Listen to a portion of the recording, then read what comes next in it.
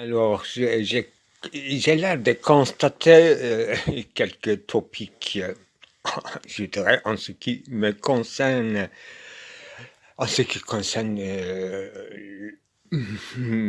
disons, en ce qui met mes œuvres, ce que je suis en train de faire depuis je ne sais quand, selon la période, effectivement, c'est depuis le point de commencement euh, se varie.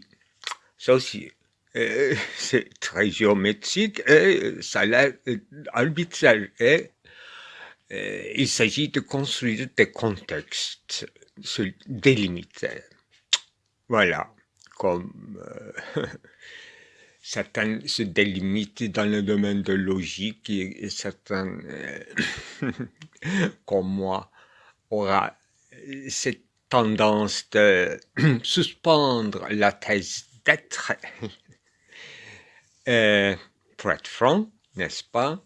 Est-ce que Kant, dans sa philosophie, dans la première critique surtout, en critiquant métaphysique et en mettant en suspens ou dans un état d'antinomie la question essentielle concernant concernant les idées cosmologiques, les idées psychologiques et les idées, pourquoi pas esthétiques, mais euh, attendez, il va trouver une solution pour les idées esthétiques dans la troisième critique. Donc, selon une interprétation, il ne s'intéresse plus à des questions essentielles et il ne fait plus de la métaphysique et il suspend la thèse d'être pour seulement s'occuper des idées ou des concepts de la raison et donc en suspendant la thèse d'être. Il y a un article célèbre de Heidegger, c'est sur Kant qui s'appelle la thèse d'être chez Kant. Assez compliqué, mais même si on enlève, on suspend la thèse d'être, il faut savoir de quelle thèse on le met à la place. Et est-ce que l'être est une thèse, donc un acte de thésis posé? Et voilà, ça devient un peu significatif. Comme il y a plusieurs façons d'appeler être, comme disait Aristote, l'être se dit de plusieurs façons, donc ce sont des actes posés, être de différentes manières. Et moi-même, en quoi j'aurais suspendre la thèse d'être dans mes préoccupations.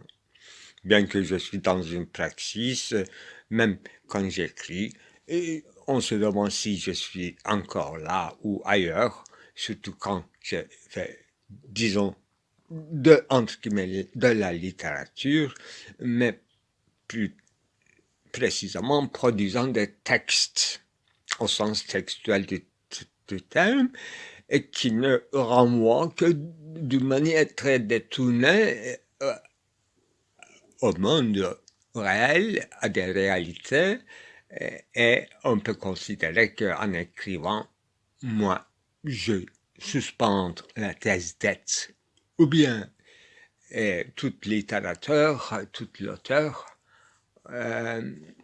enlèverait la thèse d'être pour écrire des fictions. On peut penser cela, et contrairement à nous, c'est-à-dire des littéraires, dans cette délimitation du domaine, Les scientifiques n'auront jamais osé ou n'auront jamais besoin d'enlever la thèse du monde, et ils produisent des thèses ou des approches, des examens, ils tracent des séquences, et ils découpent des séquences dans une chaîne de causalité et qui est bel et bien ancrée dans la nature des choses et dans le sein même de l'être, qu'ils appellent soit nature, soit la matière, soit des corps, des corporéités, de toutes sortes, de la chimie organique jusqu'à des ondes magnétiques, électromagnétiques, ou ils ont des matériaux de plus en plus éthérés, et tout est vaporisé, mais ils maîtrisent sans savoir, ils élargissent bien sûr notre conception d'être ou de la matière, mais jamais ils n'ont pas besoin de suspendre la thèse de l'autre. À moins que dans les théories de Big Bang, c'est-à-dire concernant les idées cosmologiques, le commencement du monde ou la fin du monde, fini et infini, il ne pose pas des questions métaphysiques, mais quand il travaille dans ce domaine-là, et il ose, ils auront cette audace d'enlever certaines thèses du monde tel qui est compris et accepté jusqu'à là, je dirais. Mais, voilà, thèse ou concept de nature qu'ils enlèvent pour en proposer une autre. Ils sont donc encore, selon moi, dans un acte posé concernant être dans ces régions différentes ou dans sa totalité et réduit même à un point,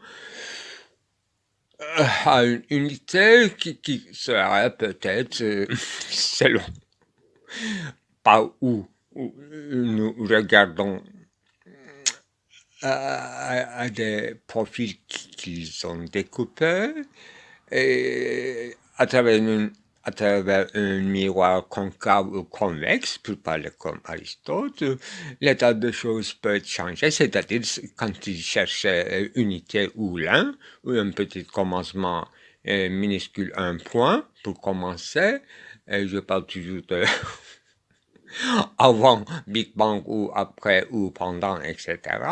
Donc, de certains points, comme projection, idéale ou hypothétique, et ils auront en même temps, c'est-à-dire parler du tout, je dirais. Une telle changeabilité des notions est possible selon par où nous regardons les choses, par où nous traçons un certain plan, pour ne pas dire plan d'immanence, un plan, au sens presque optique du terme, un plan. Voilà. Et je trouve que les choses se passent ainsi, et donc il n'y a pas une différence radicale entre occupation d'un auteur, la chose littéraire, et la chose scientifique. La chose à faire, l'autre jour j'ai fait un film, la chose sachez quelle est l'affaire sachez de la peinture, et je répondais vite, c'est encore la peinture est dans son historicité, mais avant tout le corps.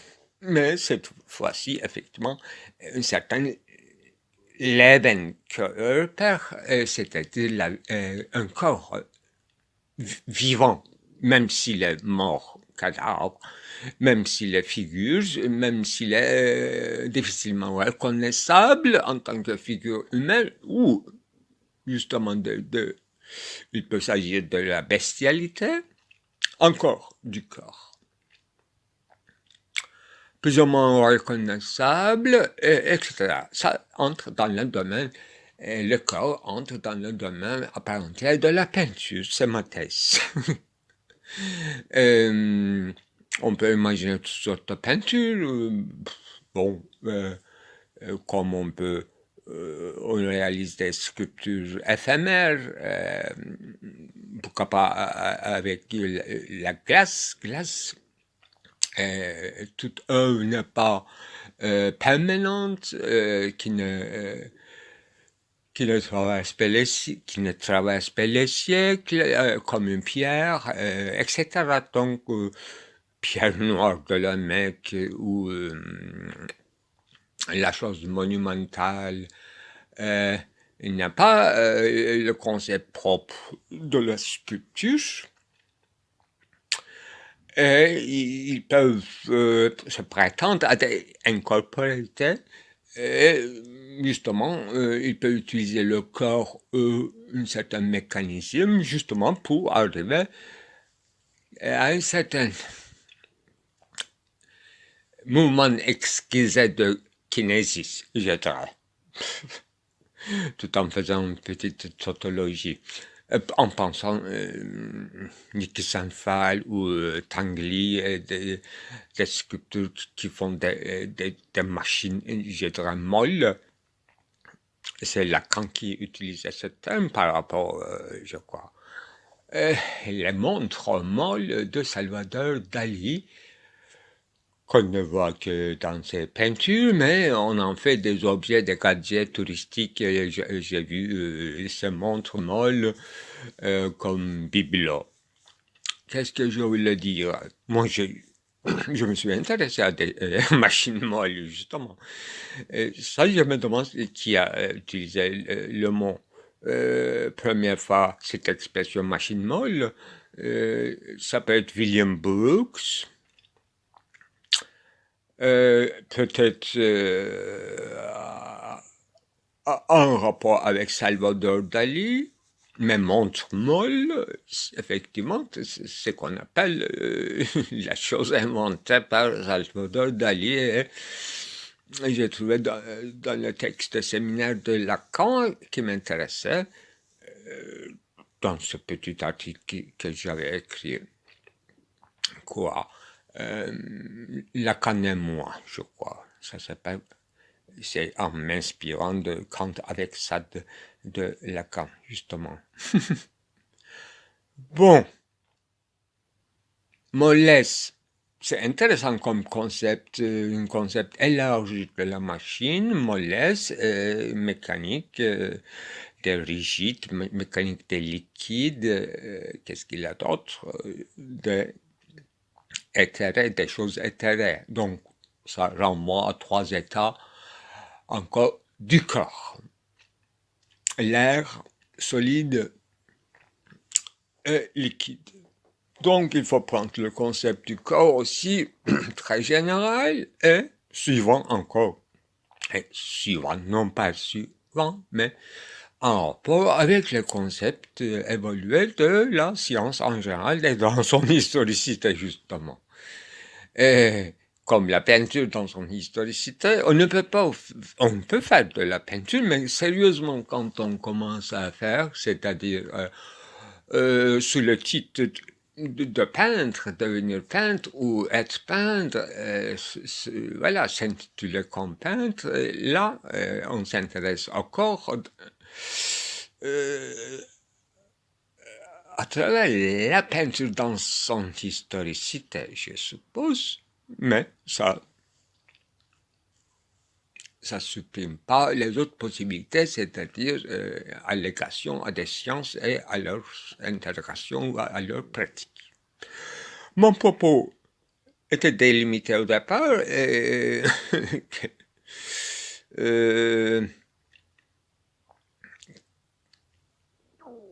est-ce qu'il y a une différence radicale entre l'occupation des scientifiques et la préoccupation des hommes littéraires et artistiques? Moi, je ne trouve pas une différence radicale. Et j'ai ajouté que même enfin, dans la philosophie, il y a des grandes tournants là où on suspendait la thèse d'être, mais c'était pas contradictoire et c'était pas du tout tombé dans une fantaisie supranaturelle, surtout pas quand il s'agit de Kant. Donc on peut faire sans être. Voilà. On s'autorise de continuer à faire des choses, être dans une praxis d'une importance moindre ou extrêmement incommensurable, etc.,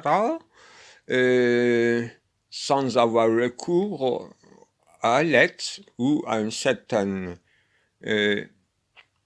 conception de l'être que Heidegger dirait antique. Donc on peut sortir de l'antique, mais avec quelques chances, on peut accéder à une certaine compréhension et occupation ontologique. Ça, c'est un premier point. Et deuxième, c'est dans les commencements, disons, de la philosophie de Derrida, son insistance concernant le langage, l'essence de langage humain, en rapport bien sûr avec les autres études de Saussure et la sémiotique contemporaine de l'école, disons, française, il insistait sur le mot, un terme de réitérabilité. Donc, ce qui faisait le sens, c'était réitérabilité, plutôt qu'il y aura un signifié préalable auquel on se référerait pour avoir quelque sens possible, mais toute réitérabilité finit par avoir un sens. En caricaturisant la thèse derridienne, ce qui est en conformité avec une certaine finitude, même au sens tragique, une compréhension tragique de la finitude de l'homme proposée par des termes techniques. Parce que tout le monde ne comprend pas quand on dit réitérabilité. Et d'abord, c'est un mot pour expliquer dans sa distinction fondamentale avec la littérature, avec le domaine littéraire,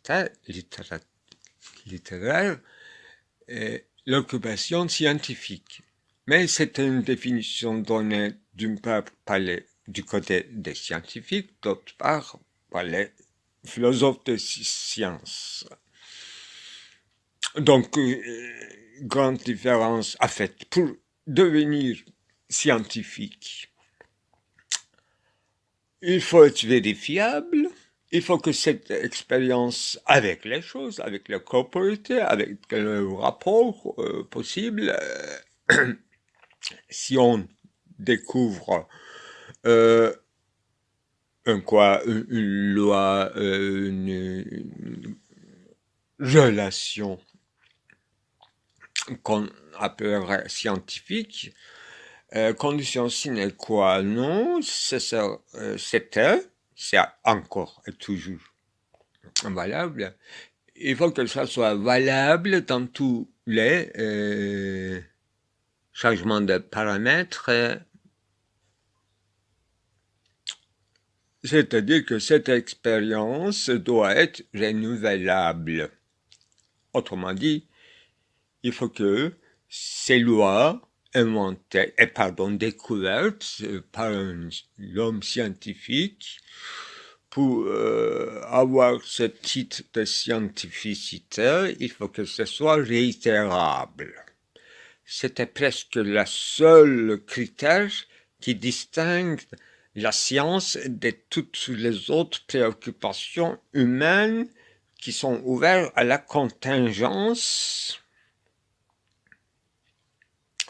Et c'est justement avec ce mot, entre guillemets, trop précieux pour définir la science, Derrida prenait justement ce mot ou ce concept et à travers, bien sûr, un certain note en bas de page de Edmund Husserl, et je crois que c'est depuis l'origine de la géométrie, avec cette traduction et son grande interprétation qui est écrit comme l'œuvre de jeunesse de Derrida, il centralisait donc tous ses efforts philosophiques autour de ce concept de réitérabilité, et même sa thèse de doctorat, le titre, c'est Idéalité de l'objet littéraire, concernait justement ce problème-là, et cette thèse n'est jamais écrite.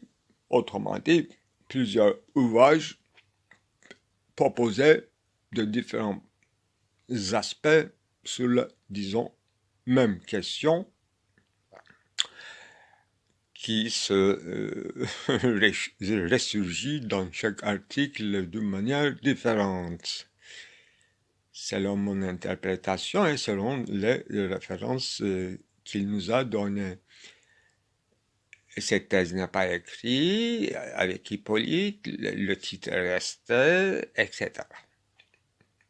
Donc Derrida a utilisé une stratégie de guerre dans le domaine de la philosophie, et même contre les philosophes de science et contre toutes les présomptions de scientificité pour penser de plus près la chose littéraire ou l'essence de l'ontologie et l'essence de la métaphysique qui sera dans le mi-chemin entre la littérature et la scientificité, de telle sorte que toute l'ancienne métaphysique nous donne à la fois toute progrès scientifique, qui rend possible toute progrès scientifique, et toute, disons, inventivité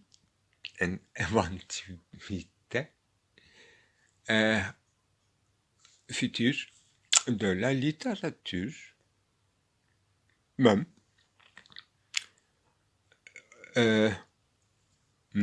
dans l'acte de négation de toute thèse d'être ou d'ontologie ou de la métaphysique.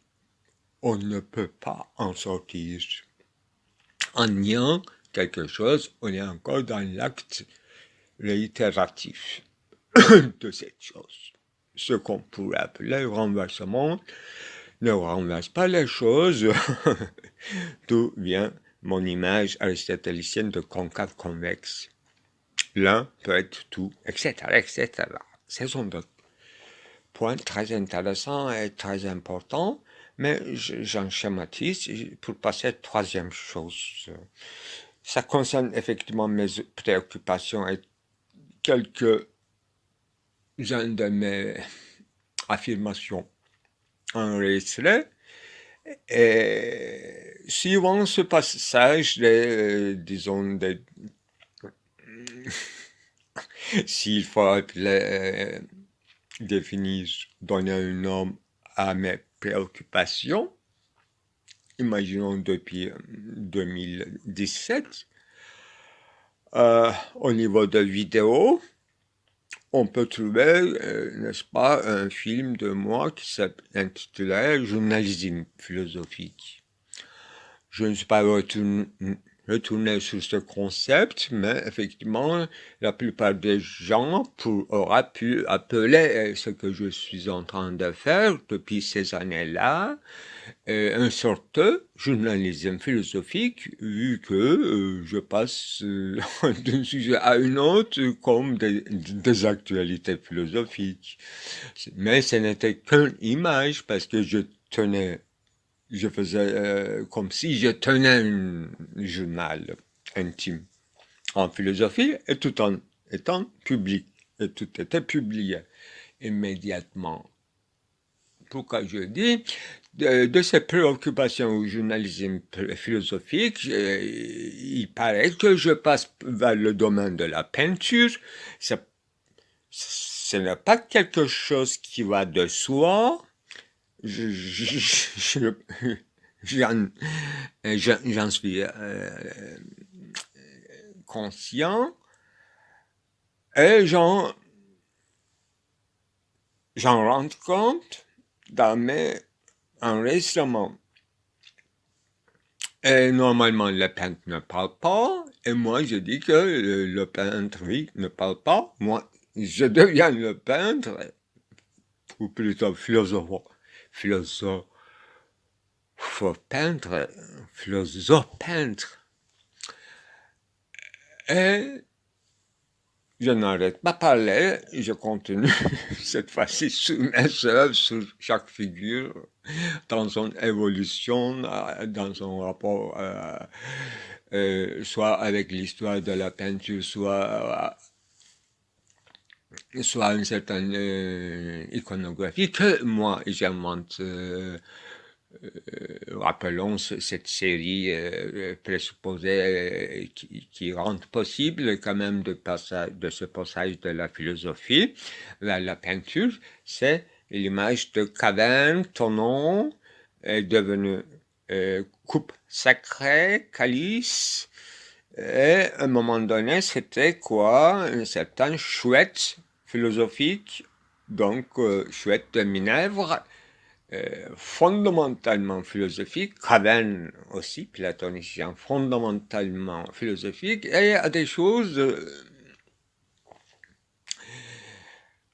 quoi, je ne dirais pas tout, mais des choses fatales, donc la naissance, mort ou insémination, qu'est-ce qu'on peut dire, une certaine dissémination ou concept d'une, ça nous renvoie encore au sarcophage à des traces ineffaçables ou effacées, en tant que traces, en tant qu'effacées, etc. Donc, on est tout à fait dans ma logicité et dans la lignée de la philosophie, dans ma peinture. Et en plus, je suis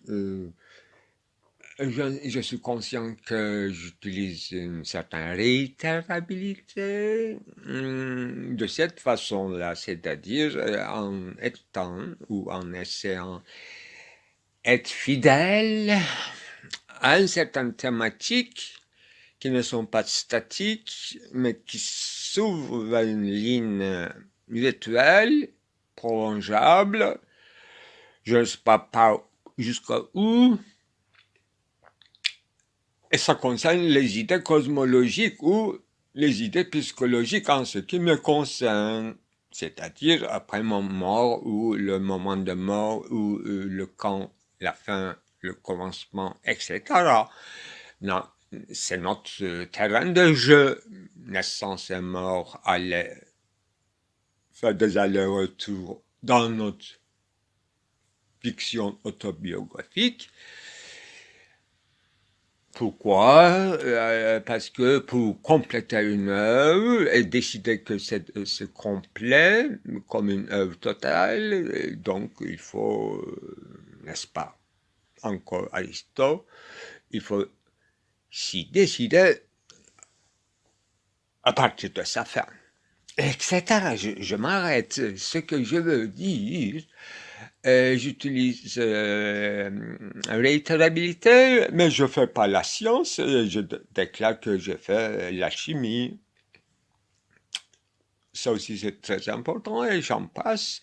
Et pour souligner que avec la main d'un philosophe qu'on réalise ces choses-là et non pas dans une pensée spéculative ni dans une contemplation, mais il s'agit encore d'une praxis au sens, bien sûr, aristotélicien, c'est-à-dire il n'y a pas un rapport de fin moyen et toute moyenne perd son côté pénible pour arriver à une fin précise. Et chaque moment constitue ou partage le bonheur ou la joie de ce qu'on a pu atteindre vers la fin de ce processus qu'on peut appeler l'heure achevée, etc. C'est une sorte de définition de praxis au sens aristotélicien en rapport avec le bonheur et la joie. Donc, contraire de ce qu'on appelle travail pécuniaire et besogneux, je dirais. Alors, quoi encore? Ah oui, quelques affirmations faites pendant ces enregistrements. J'ai dit que il est impossible de faire une erreur, une faute dans la poésie, disons, et même dans la philosophie. Mais c'est déjà dit par Lacan et j'avais déjà consacré un article qui s'appelle attendez, le malheur de vertu, quelque chose comme ça, concernant institutions universitaires et l'enseignement de philosophie. Et je citais abondamment Jacques Lacan qui disait qu'il est impossible qu'un enseignant, un professeur de philosophie, de préférence, fasse une erreur. Il est impossible et c'est illogique. ça, ça sonne un peu bizarre, mais il a une argumentation derrière tout ça, etc. Et c'est quoi une lointaine réponse comme écho, un lointain écho à ce que la science se définit, c'est-à-dire dans la science, bien sûr, il y a une erreur et il y a un vrai, il y a une vérificabilité et refutabilité, je dirais, yanlışlanabilirlik ilkesi. Oui, il y a un principe de vérificabilité. Et donc, la chose erreur est une fait ontologique, ontique, pour eux. Et là, que nous disions que dans la chose littéraire, il est impossible de faire des erreurs alors qu'on erre, le verbe errer. Et alors, c'est pas ça mon affirmation. Ça arrive maintenant. Et j'ai dit plusieurs fois en commençant, en recommençant à la peinture, dans une mois et demi, hein, et j'ai utilisé quand même plusieurs fois cette affirmation de ma part. Je bousille ma peinture. Plus je travaille, ou bien le lendemain je travaille sur une esquisse ou une première jette que je trouve satisfaisant, et j'ai envie de continuer et améliorer, mais j'ai l'impression, par une certaine, je ne sais pas quoi, j'ai l'impression dans un deuxième travail fait sur la peinture que j'avais fait, je bousille. Voilà le verbe que j'utilise, bousiller. Donc, c'est ça ma question. Pourquoi dans Et je n'ai pas encore une réponse, mais j'ouvre la question. Pourquoi dans la philosophie et dans la chose littéraire, il n'y a pas une place pour l'erreur, mais dans la peinture, il y a une place pour l'erreur, et qui juge de l'erreur? C'est le peintre en tant qu'auteur, moi-même, que je dis que j'ai l'impression de bousiller. Donc c'est une sorte de regret. Pour aller vite, je suis fatigué, regret. C'est le titre de mon dernier texte, et le texte lu, enregistré, est devenu film, dernier film, c'est-à-dire sous la peinture de Orhan Oğuz. Le titre, c'était quoi? Regret. Soit, ainsi soit-il, vos regrets, je suppose. Et j'utilisais sous ce titre enregistré de ce texte que je pas retrouvé. Mais j'ai bien écouté parce que il s'agit de 22 septembre ou octobre plutôt. Alors, qu'est-ce que je disais? Je disais, en ce qui concerne le regret, voilà, un mot, un mot qui me fait penser que je deviens un énigme pour moi-même. J'espère que c'était ça, un fond de condoléance. Je comprends pas ce que je veux dire pour l'instant. J'avais écrit, j'ai lu, mal lu, dans la vidéo enregistrée publiée, je n'ai pas corrigé, un fond de condoléance. Qu'est-ce que ça veut dire, un fond? Je souligne que je suis très sensible à tout ce que j'appelle bestiaire, et donc figure animale, même avant la peinture dans mes films, il y avait toujours des tortues,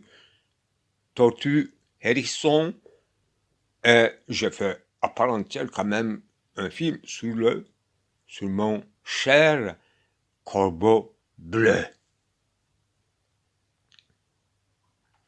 Et maintenant, un fond, tout en photographiant un dessin, bien sûr, comme une graffiti dans mon quartier que je tenais absolument dans mon film que le mot proféré par moi est cette photo d'une faune bizarre se superpose.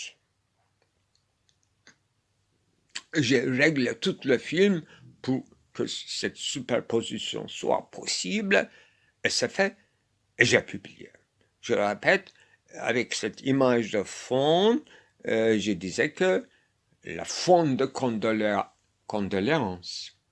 Et quel rapport avec condoléance est erreur, et bousiller, avoir un regret, parce que le titre de texte s'appelle « Ainsi soit-il, vos regrets ». Vos regrets, nos regrets. Pour l'instant, ce que je me rappelle, peut-être que c'est une autre affirmation en ce qui concerne non pas réitérabilité, mais possibilité d'erreur. Bref, j'ai fait plein d'erreurs, mais ça se compte pas. Faute d'orthographe, enfin, oubli, parfois lapsus, mais parfois autre chose.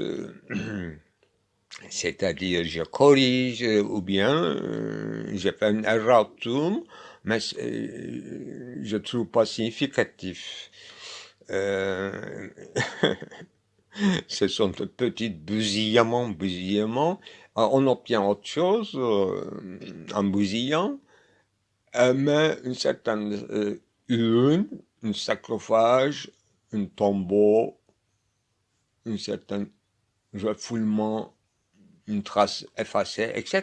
Moi, je vais m'arrêter, mais je trouve que la question, le débat que j'ouvre n'est pas sans importance en ce qui concerne moi-même, en tout cas. Qu'est-ce que ça veut dire une forme de condoléance? Je sais que j'ai fait des films, non, pas sur le regret peut-être, mais sous le consentement, oui. Comment on obtient un consentement et condoléance. C'est pas tout à fait déception. Il faut y penser. Qu'est-ce que ça veut dire? Regret, condoléance, déception, consentement. Il faut ajouter pourquoi pas dans cette série l'œuvre de Boétie, consolation. Consolation. Oui, j'utilise aussi au sens philosophique et même au sens de l'ontologie de la société, au sens, je dirais, moral du terme. C'est un mécanisme très intéressant en ce qui concerne le mécanisme de compensation aussi, consolation et condoléance, quel rapport? Et parce que dans le film, quand même, dans la peinture, dans le tableau de Orhan Ouz, il s'agissait d'une certaine, de quoi? Escamotage, peut-être. Mais son rapport avec l'absus, acte manqué, la main levée avec un crayon, dessiné sous l'air, un mouvement figé. Là, je m'arrête. Il y a beaucoup de choses quand même. Il y a une série qui s'ouvre à partir de tout ce que j'ai dit depuis, depuis 20 spots, 30 minutes. Alors hier soir, non, la nuit, jusqu'à petit matin, par intermittence, une concomitance, j'ai fait mon devoir de la maison, homework, j'ai lu, j'ai trouvé d'abord que ce texte intitulé écrit par moi et ainsi soit-il vos regrets, ça existe bel et bien. Et en plus, bien daté, comme faisant partie d'une série d'une vingtaine d'une page. Voilà. Donc, règle du jeu, c'est écrire uniquement une seule page et les pages sont identiques, le papier. Alors, la question était, est-ce bien écrit lisiblement la force ou, pardon, la forme ou la faune de condoléances? Eh bien, c'était écrit lisiblement par rapport aux autres phrases et des mots. C'était écrit forme. Mais j'ai écouté aussi mon enregistrement à la fin du film intitulé donc Qu'est-ce qu'un tableau, une analyse fait la musique d'un tableau de Orhan Ouz. Eh bien, j'ai l'impression d'avoir prononcé à peu près quelque chose entre forme et faune. Mais le mot condoléance, effectivement, j'ai eu pas mal de difficultés de le prononcer dans ma lecture de mon texte. Alors, le texte, ça a l'air d'être un vestige, une ruine. Il n'y a pas véritablement de corrections, des biffets et tout, mais il y a des ajoutes. En plus des ajoutes qui se collent à un endroit précis, mais complètement ça peut déplacé dans une lecture. Donc c'est difficile à lire et pour mes yeux encore plus difficile, mais je constate que c'est écrit et daté 22 octobre de cette année 2024 et corrigé donc au sens où on a fait une relecture et on a ajouté des mots de manière bizarre dans la même journée vers donc 16h30 d'après-midi. C'est lu enregistré dans les mêmes heures et c'est écrit non pas en vue d'une autre œuvre où il peut y avoir toujours interférence des œuvres et des écrits et des problématiques suivies de la veille ou d'autres fois, mais c'est bien écrit en ce qui concerne ce film. Concernant ce film, parce que je parle rarement, normalement du capitalisme, mais j'ai choisi de parler un peu de manière incongrue, et de manière insistamment dans une insipide, donc dans l'introduction à ce film, sur Orhannaouz de capitalisme. Donc, le mot capitaliste bien écrit, bel et bien, ça existe. Mais le mot bestiaire, ça n'existe pas dans ce texte. Donc, faune. D'où vient faune?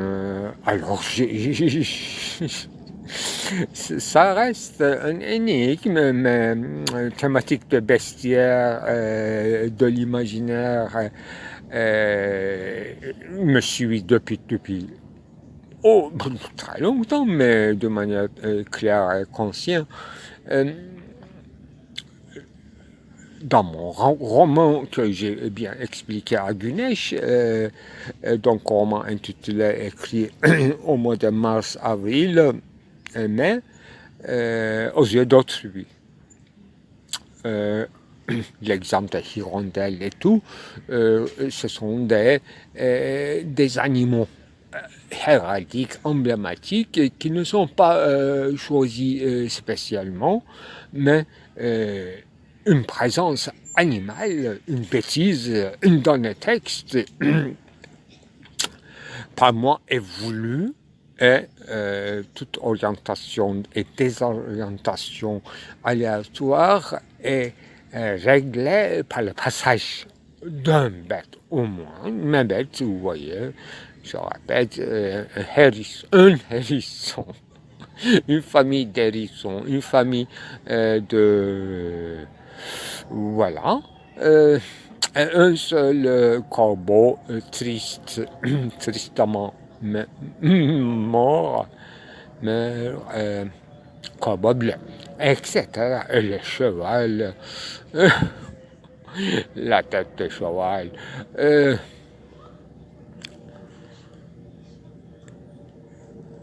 Existe dans mon premier tableau, ou deuxième,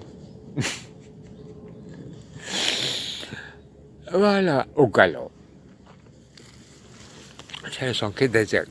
Alors, j'ai l'air de prononcer un phonème entre forme et faune. Donc, il ne s'agit pas d'une erreur, il peut s'agir d'une erreur non pas de lecture, mais de l'entendre, entendre, s'entendre. Entendre par la médiation d'un enregistrement, donc sur une tiers de mes propres pensées qui accompagnent à toutes mes représentations. Et problème résolu. Donc, il s'agissait peut-être, entre guillemets, un faux problème, et le problème est résolu. Il n'y a pas d'erreur, ni une lapsus, mais un certain entrecroisement des thématiques de bestiaire et et quoi une doctrine de Kant qui est très originale en ce qui concerne dans l'usage du mot qui est devenu concept, la forme. Et tu poses. Et j'ai déjà expliqué. Mais ça m'a pris quand même toute la nuit. Et j'ai même j'ai eu l'envie d'enregistrer mes résultats. Le résultat de mes recherches, mais j'étais assez fatigué et ça avait un risque d'être trop empirique. Alors, soit oublions cela, soit que retournons au texte même, et non pas aux choses même, au texte même de ainsi soit-il vos regrets, cette forme de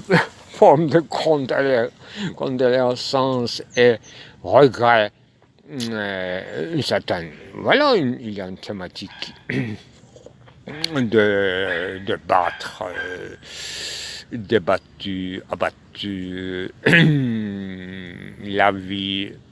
Il y a une seule phrase, ligne, qui est omise dans ma lecture,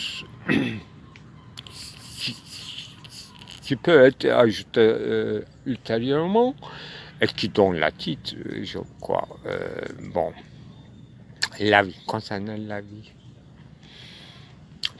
Entre guillemets, persévérance dans la vie.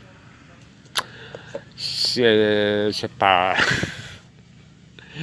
très convenable de faire l'explication du texte, mais le texte, finalement, change de mode, mais tout en parlant de la même chose, et qui finit par un éclaircissement de ce que j'ai appelé,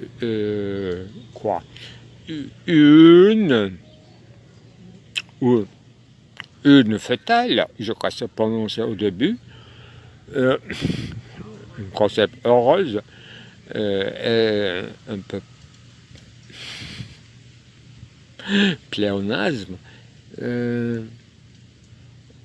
en ce qui concerne mon usage. Alors, le texte commence à me parler. C'est moi-même qui parle à moi, en disant que toi, quoi que tu fasses dans la philosophie, dans la peinture, jamais tu ne seras pas appelé ni philosophe, ni auteur, ni peintre, sauf il y aura une certaine correspondance, une adéquation, une certaine rencontre avec une plante d'immanence, et ceci ne rêve pas trop, ce ne sera qu'une sorte de identification des tels lieux, des topos et des personnages, mais ce ne sera qu'une chaîne, parce que tu vis, c'est vrai que tu donnes des coordonnées et empiriques, et il y aura bien sûr, dans ce cas-là, une certaine correspondance, parce que tu es dans le domaine de l'être en faisant cela, et non pas dans non-être, ni dans l'incongruence qui te cherche, ni dans les événements incorporels. Tu donnes tu passes quelques informations, et là, tu auras un public passager, sûrement, mais tu auras même des acheteurs. Il s'agit donc d'un jugement esthétique, explication du contenu et des mécanismes d'un jugement esthétique possible envers mes œuvres. Le texte commence comme ça, mais ainsi ça saute vers l'analyse de la structure psychique de ceux qui apprécient l'une de mes œuvres ou plusieurs de mes œuvres, Et donc l'explication du contenu de cette emphasis ou empathie plutôt, de cette identification cathartique avec mes œuvres. Là, on donne un contexte ou un trame en disant que il devait y avoir un certain trame, le mot n'est pas jamais prononcé, mais on explique quelque chose qui sera de l'ordre de surmonter les difficultés de la vie, disons, et la vie, persévérance dans la vie. Premier long paragraphe finit ainsi, et sans interruption, l'autre s'enchaîne. Cette fois-ci,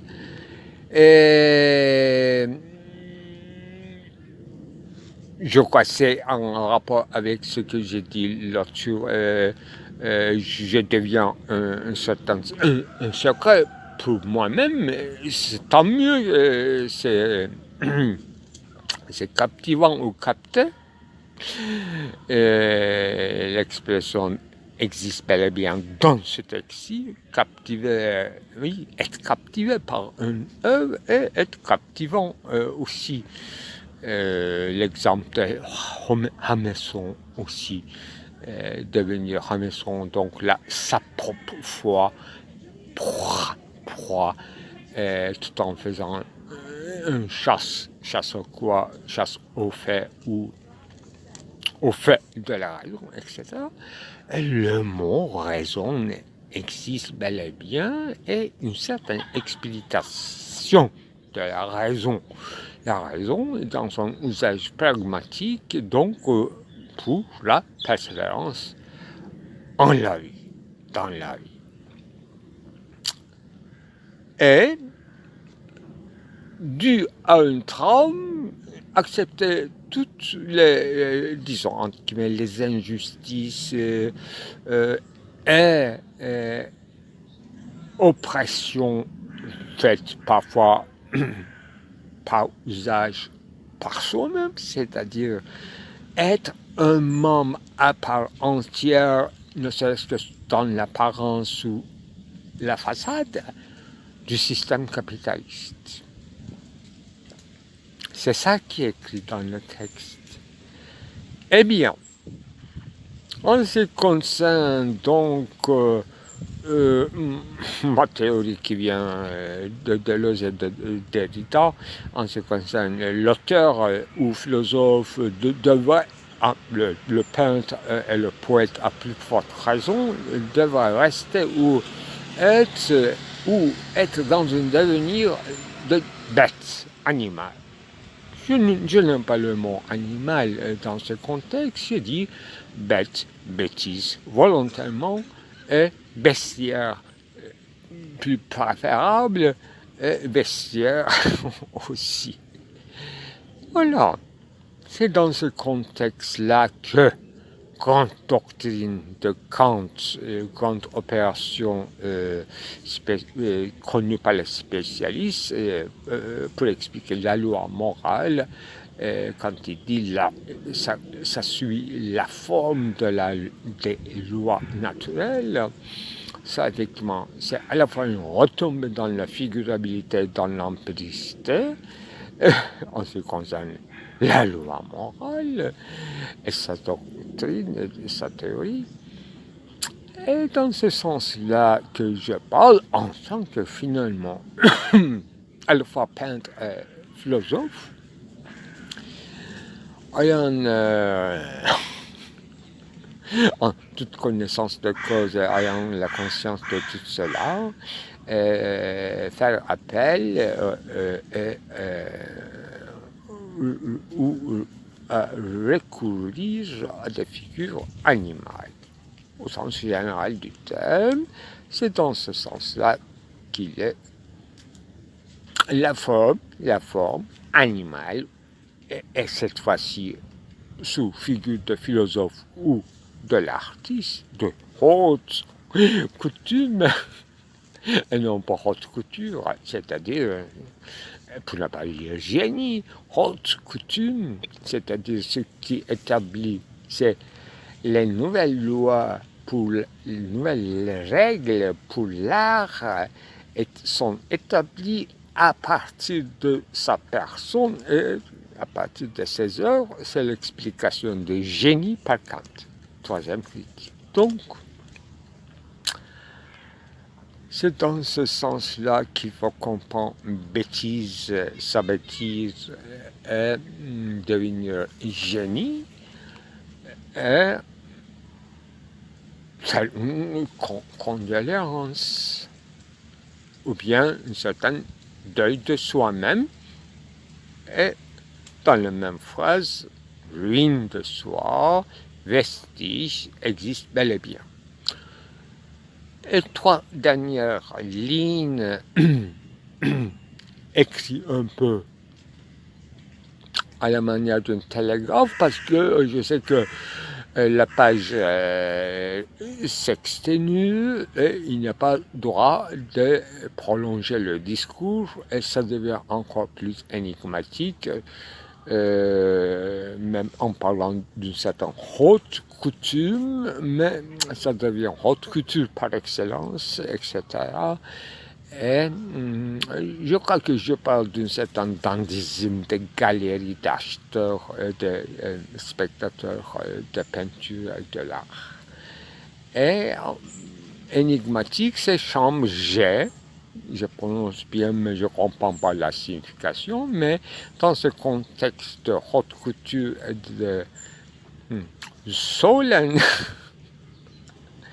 à la toile, de Solène et Solène Tolène. Je crois, j'ai bien regardé au dictionnaire allemand Tolène, je n'ai pas trouvé, mais je trouve bon. Solène, c'est devoir, donc ça concerne la forme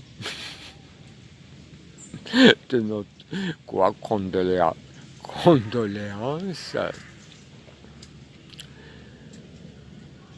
Eh bien, l'énigme devient comme ça en abrégé et finit par renvoyer à une certaine partition capitaliste. Ce qu'il faut comprendre dans le plan d'immanence d'ailleurs, c'est-à-dire cette nappe. Et le nappe, ici, je trouve, dans la dernière ligne, utilisé comme la toile. La toile, c'est la nappe. La toile de souvenir, la nappe de souvenir. Et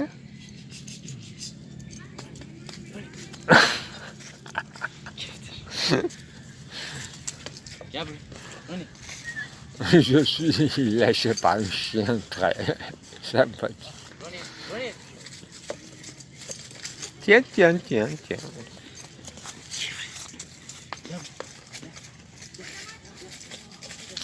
Voilà. Et peut-être la lune fétale, cette fois-ci, s'est identifiée à un certain souvenir parisien de chambre G. Entre guillemets, G. Qu'est-ce que ça veut dire? J'en sais rien. Et haute couture, c'est déjà une grande chose. Voilà, non pas les corrections, mais l'ajout joue un rôle très bizarre dans ce texte, qui veut dire à peu près que tu peux écrire de manière renversée ce texte de nouveau et il peut y avoir des lectures tout à fait opposées du même texte et ton texte est matriciel, tu développes cela. Mais c'est bizarre parce que comment on peut proposer le mot forteresse à la place du partage? Presque rien à voir. C'est ça, l'énigme que je suis donc pour moi-même encore. Et c'est ainsi que les choses se relancent, donc le moteur première fonction à ces conditions de omission et de manque et d'une certaine rapidité au sens de ellipse. Dans l'écriture au moins, bien sûr dans le film aussi. Au revoir. Soit, et ainsi soit-il, vos regrets. On me dirait, il y aura des personnes en concomitance, en intermittence, qui vous aura dit clairement, ou suggérera seulement, d'une air désintéressée, sans confiance, que, quoi que vous écriviez ou dépeigniez de telle ou de telle façon, par soustraction, par augmentation de volume, de taille, de profondeur ou de surface, en ralenti ou en vitesse, en annonce directe ou en biais, par une description minutieuse des lieux, des topos, des énoncés proférés, vous ne seriez nommé ni écrivain, ni peintre de haute coutume. Par vos personnages dont la contingence d'un jour à l'autre tombera bien dans le plan d'immanence et où vous y serez identifié enfin par cette précision des coordonnées à une telle ou à plusieurs reconnaissables en plage, en pleine ligne, en plagiat, aligné et captivant, capté par une rictus suivi du lecteur ou d'une lectrice idéale, soit une dentiste ou une coiffeuse, dont la liberté de l'esprit serait un sous-produit d'un enfant battu ou trop débattu et vaincu à ses propres rêveries, vices, dont elle devient à la fois harcelée et harcelante, l'intransigeant mère. Et en la douceur d'un père absent, dont la mémoire, à son grand insu, vous guide vers une paix conclue à la minable, sans trop de peine, et votre raison à elle seule, sous l'empreinte rougissante des passages au tabac devenus coopératifs, serviables et au service du pragma qui restaure votre égoïté en idem, tout au plus, tout au moins, de cela même qui vous est resté comme l'immémorial tombeau de votre affairement aligné dans le vôtre, forteresse gracieusement gratuite. Dès lors, tant battu, autant débattu, vaincu, et en est sorti d'autant plus mieux, même assorti à votre droit abstrait d'homme, à votre plaie, à votre gré, en voltige, dont aucun craie ou crayon pinceau, etc., dressés sur la surface du tableau, en vertical ou en horizontal, qui fait en fait de vous-même non pas seulement un vestige, la ruine du soi, mais une forme de condoléance et de partage, une forteresse dont Pierre Pitre, sur laquelle on s'était tant spéculé, sans trouver même une lettre d'amour de jeunesse, dont la perdition, en rien de moins, ou en moins que rien, m'attristera. Et rien ne me montrera une calice de coupe sacrée et d'où les gouvernements de ces hautes coutumes en excellence, qui se côtoient à une chambre de jet en toile de Zolen, Tollen, pourquoi pas en gaélique, en toison d'or, en expédition de perdition capitaliste.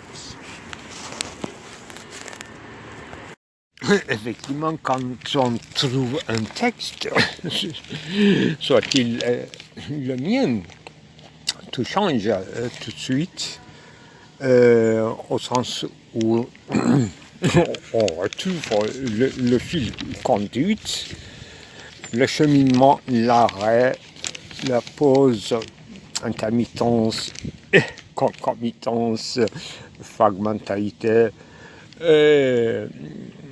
C'est une danse, n'est-ce pas, le pas en avant, en arrière, c'est une marche de génisseur,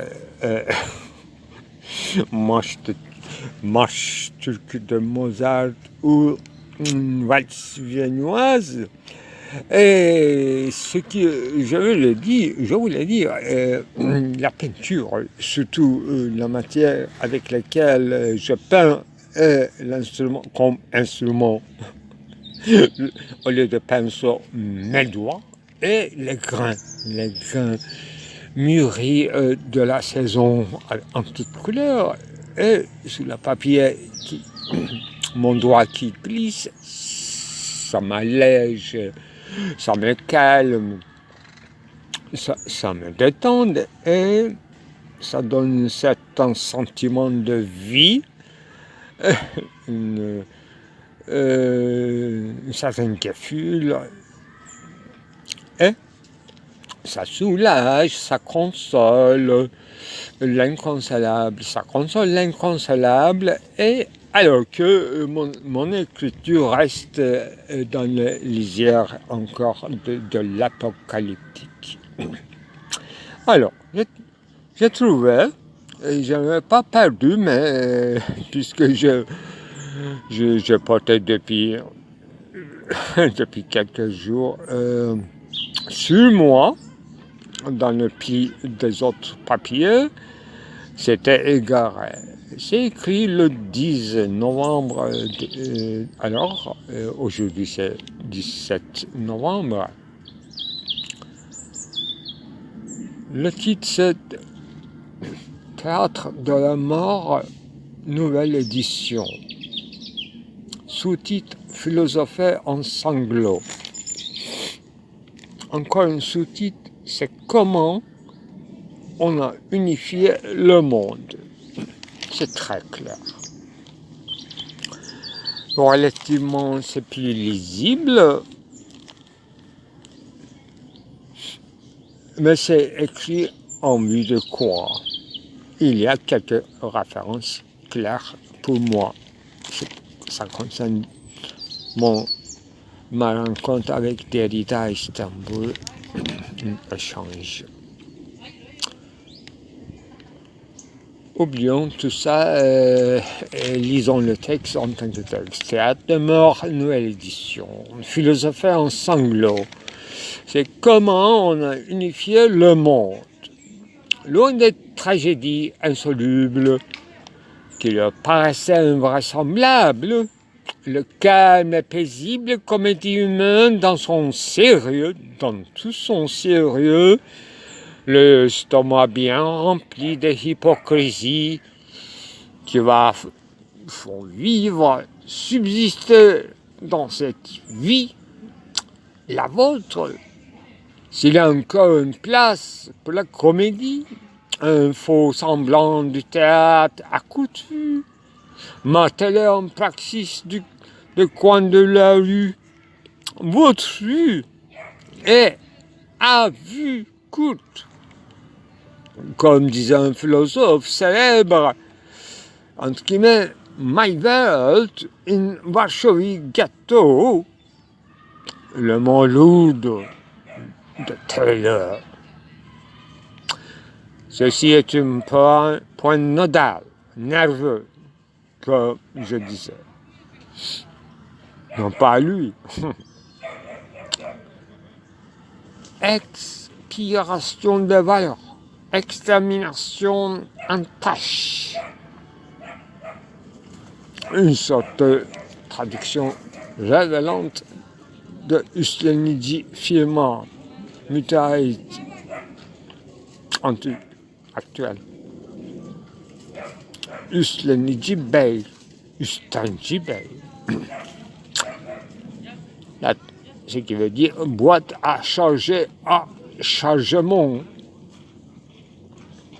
Milice, civile force armée, entraînement sous la prise en possession, le nôtre fascisme, facétie,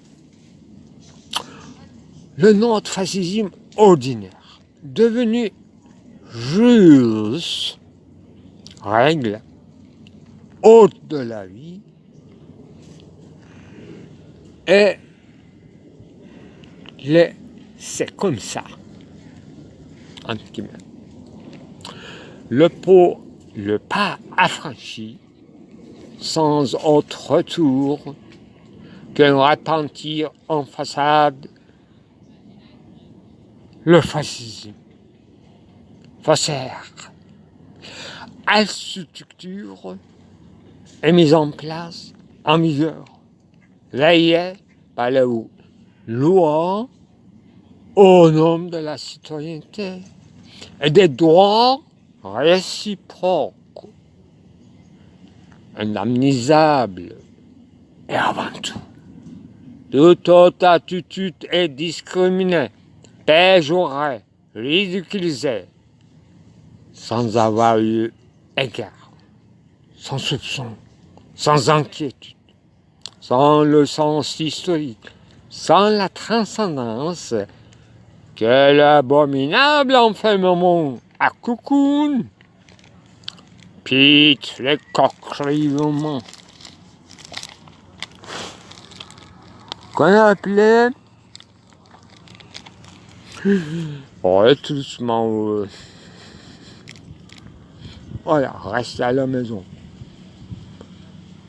en quarantaine sanitaire pendant la pandémie.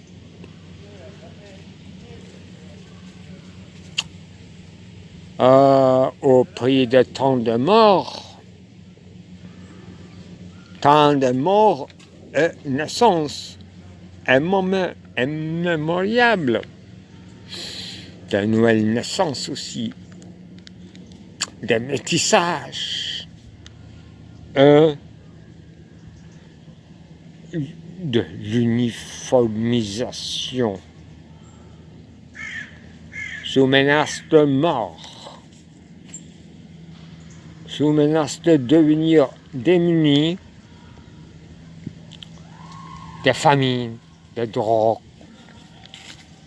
chez les Esquimaux, chez les Incas, les Aztèques, les Zoulous,